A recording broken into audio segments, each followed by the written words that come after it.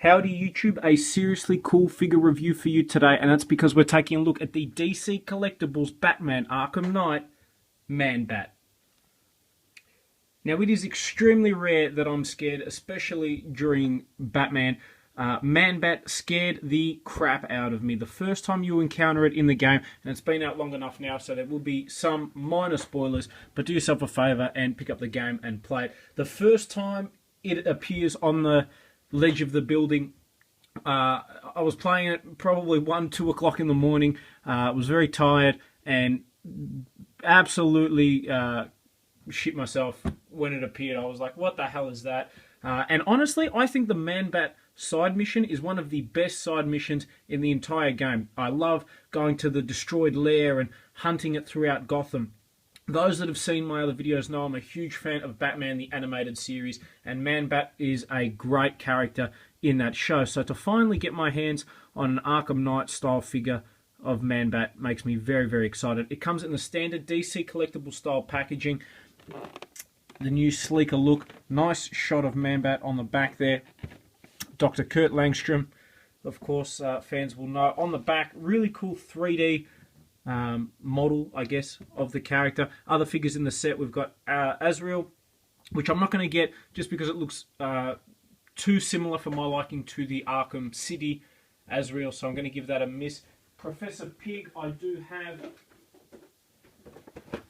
over here, and I will review for you guys shortly. Red Hood I've also got on pre-order, so I'll have that for you as well. But with that, let's get Man-Bat opened up and out of packaging.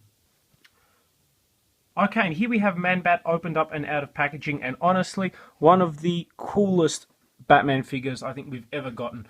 A little bit limited with articulation, and I'll run through some more details on that. As you can see, compared to the scaling of some of the other Arkham Knight figures that I've got at the back there, he is huge. I'll bring it forward so you guys can take a look at the face. It's a very, very creepy face.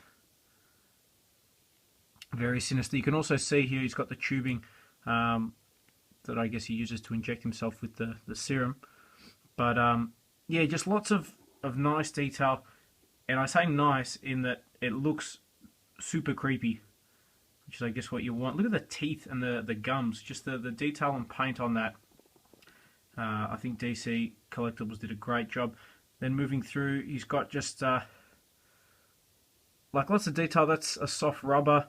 Feels a little bit interesting. I love the wings too. Whatever the wings are made of feels like a leathery material as well. That's something that I think is an extra bit of detail that they didn't need to go to, but I'm glad that they do, because you do get some movement and actual some, not really posability or anything like that, but it's a very large and very detailed figure, which is great.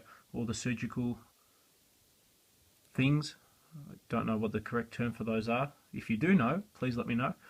And then moving down, obviously, even detail on the legs. Like, look at that. You can see the humanoid transformation into what we know as the Man-Bat. Taking a look on the back of the figure as well. Lots of nice detail. Especially on the wings. The wings, I think they did a brilliant job.